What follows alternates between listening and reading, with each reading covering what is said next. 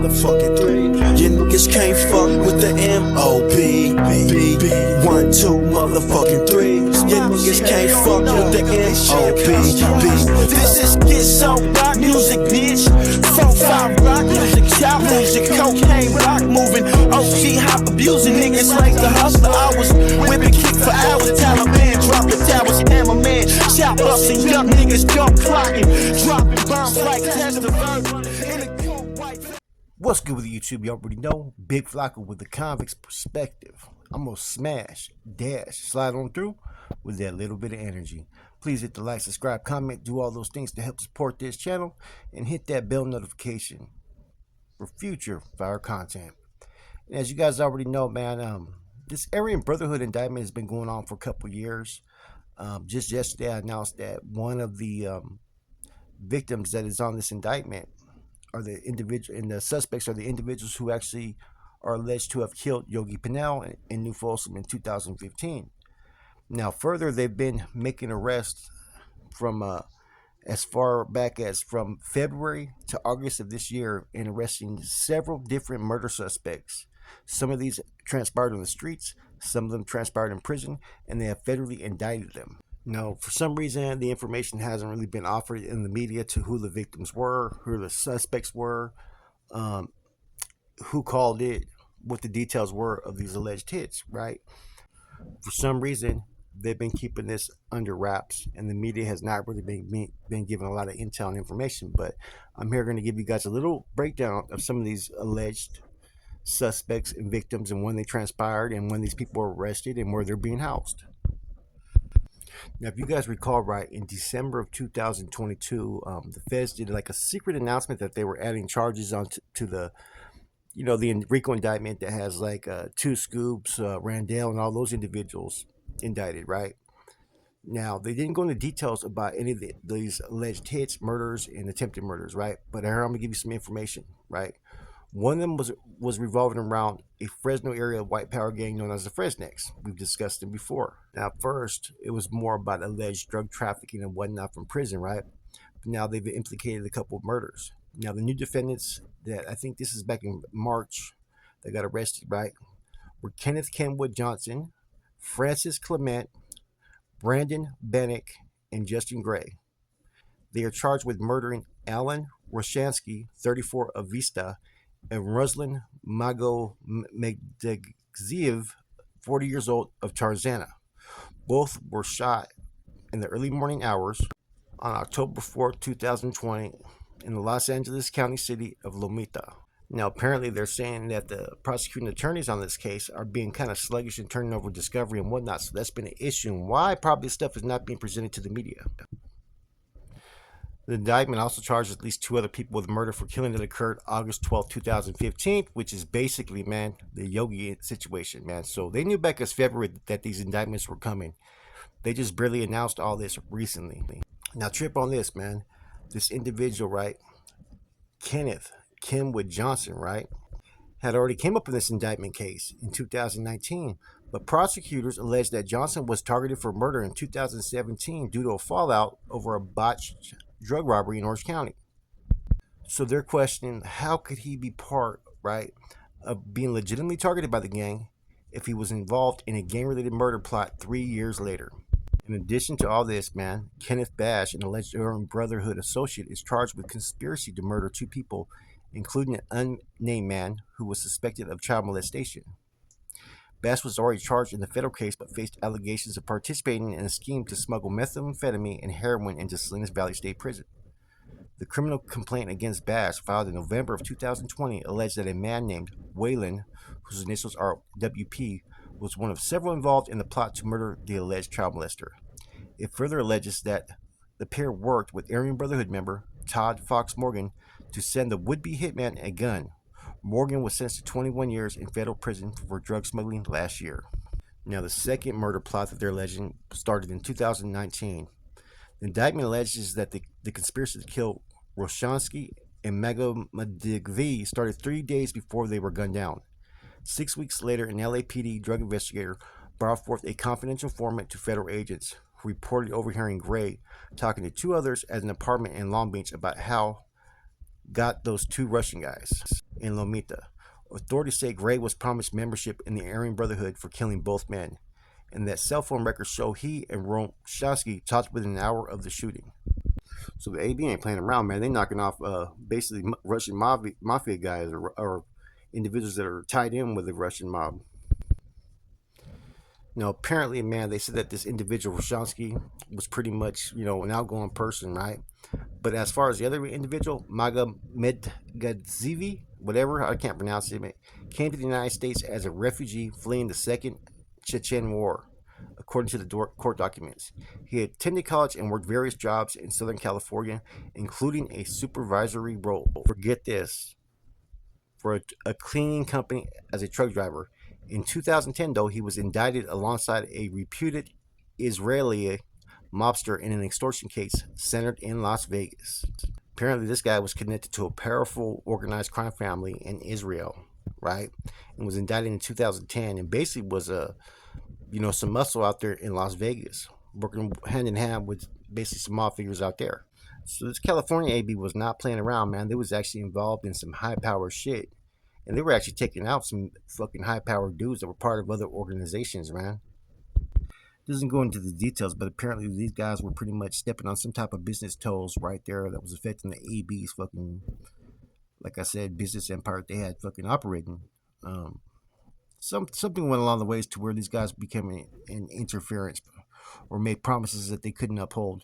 So the AB wanted to send a message, it seems like. Or allegedly, the AB wanted to send a message. Now, the next incident involved an individual named Evan Soldier Perkins, who was arrested May 24th and booked into Fresno County Jail. He was charged with conspiracy to involve himself in the murder for the racketeering of a prison organization. He's charged with assisting Brandon Bam Bam Bannock in a double homicide. Now, they didn't list the names of who the victims were, right? But the date that they're giving circles around the individual of March 8th, 2022. At 10 p.m., Ronnie Paul Ennis Jr., 47, and James Yagel, 44, were killed on the 200 block of Ridgeway Street in Pomona. They were the only double homicide victims on that day in Los Angeles County, according to the media reports. This is the date and location corresponds with information on the indictment. So far, we were able to identify the October 2020 double homicide, and now the other one was in March of 2022. And the arrest basically took place in March and May of 2023. Interesting. But the indictments came out in December 2022, I believe. Now, this is where it gets even more interesting, right? Because, like, several months later, they arrested an individual named James Berryfield, suspect, with also being involved, right, in the murder of the same individuals, the double homicide, in March of 2022. Also indicted with Brandon Bam Bam Bannock, right? The alleged other participants as well as Evan Soldier Perkins, who I just mentioned a few minutes ago. They allegedly did this hit for an individual named Francis Frank Clement, who allegedly ordered the killings from prison. Now, these individuals, Ronnie Paul Ennis, 47, and James Yagel, are not mentioned in the indictment, right? But the date and time and location, they're the only two double homicide victims in the county of LA at that time. Now, one thing I forgot to mention earlier, right? About those Israel individuals that were killed. Now, the AB is also known throughout history to take contract hits. Now, at first I said that maybe they interfered in their business or whatnot, or made some promises. Who knows, right? Like I said, there's no details of why these individuals were killed. But the AB has been traditionally known to do contract hits for other groups, other organizations. That's been kind of like their forte. So that could always be the possibility as well. Now, it's also interesting that the individual, Kenwood, was listed in the original indictment as a target, but years later partook in one of these hits, right? Could have easily been some cleanup. Like I said, all this stuff is just pretty much just what's been put out there in the court records. It's also been done through a little public media research, you know what I mean? Different media publications. And this is the information I've been able to find about at least 4 of these murders, right? At least the murders that have transpired out there in the streets. The ones that happened behind the wall, I'm pretty sure that we can probably piece together as soon as we know the dates. But pretty much you have on this one, the last hit, the individual who allegedly ordered it, they have as Frank Clement. But like I said, I'm not saying that any of these cases are true. I'm saying these are the allegations, these are the people that are being charged, and these are the alleged murders of the victims of the time frames that add up with the indictment. So it's pretty easy to put two and two together if you do a little bit of research. Now, in looking at this AB indictment from a whole, there's so many different workings from it, man. You have the stuff that happened over there in Salinas Valley, right, with ties to Contra Costa Coco County, the female that was out there that was pretty much had a, you know, was running operations in Sacramento and out there in Coco. Then you had the Fresnex right there in Fresno. Then you have different, Salinas Valley was also included in some of these indictments with ties all the way to Montana. And so, like the AB, man, this is a really sophisticated organization, man. Some of the stuff that they were doing, it just surprised me because you never used to hear about the AB moving like this on the streets. They were a little bit more incognito, right? Which to me, it seems like they've been operating incognito. It's just pretty much everything got exposed in this indictment. You know, for years, you wouldn't hear too much about what was really going on with the AB out there in the streets. You would hear about one getting caught up here and there, right? You heard about the corn-fed situation, the dog mauling case, and all that stuff, right? The indictment that happened in 2003 that was tied with the fellas in the feds and whatnot, right? But this state one, man, there's a lot of fucking moving parts to it, man. I mean, there's so much stuff that's being added from like different directions and different people that are involved. Man, like I said, some of these guys are being housed, you know, in Fresno County. Some are being housed in Folsom. Were being housed in Sacramento for a minute, and other counties. And see, the ones that are being housed kind of like isolated in other counties where nobody knows where they're being housed, you already know what time it is with those individuals. A lot of them are already, you know, either already took deals or in the process of taking deals. Now, the one thing like that I've yet to, you know, come to terms with as far as regard to AB is, do they tax like certain individuals in certain areas, like whites that are pushing product, or, you know, do they have a banking system? Do they have a kick down system? I mean, you know, like the MA, usually those carnales that run their operations, they have their own, like their bank, their own affairs, their own everything.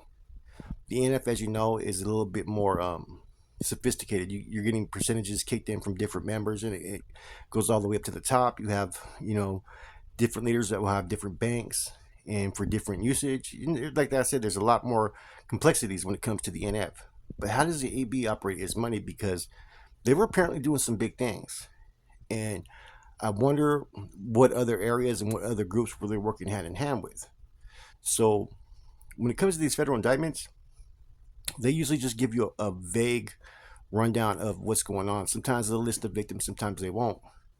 And a lot of times they're not listing the information of the suspects and victims because there's still sometimes an ongoing investigation. Sometimes there's other people that they feel that are involved, or sometimes they're trying to turn a witness, basically. Or turn a suspect into a witness. So all those things could be playing a part in this indictment. It makes me kind of wonder what's going to happen in the future with the current leadership of NF members that are in state prison at this time, because if you think about it, since Operation Quiet Storm, there's been several Norteños that have been killed, right? Now, as we already know what the protocol procedure is, this is nothing, no secret, this is nothing new. Those murders could not have took place without the proper sanctions of the NF. Those are facts. So, I'm wondering, you know what I'm saying, is there future indictments that are going to be coming down like the AB has on their case? Because look at the Operation Quiet Storm. There's not even a murder victim in that case. But since 2021, man, I counted about, I think there's been about at least 7 or 8 Norteños who've been killed in like the last 2 years, somewhere in that range. That's a huge number. Some of these individuals were even NF members. So I think it's very likely you're going to see new indictments that are going to follow the Operation Quiet Storm or be added on to the Operation Quiet Storm indictment. Because all these guys that were indicted recently, these murders took place after these guys were indicted. So, man, it could potentially happen, man. If you think that law enforcement, correctional staff don't know about some of the individuals calling some of these orders, or that they haven't breached, man, They know a lot more than what they lead on to. So I guarantee you, man, in the next 6 months to a year, you're going to hear about additional indictments, probably against the NF, for actual murders. That's going to happen 100%. The feds know exactly what they're doing, man. And just like they did with the AB, 2019 is 2023. All these dudes are now getting snatched up.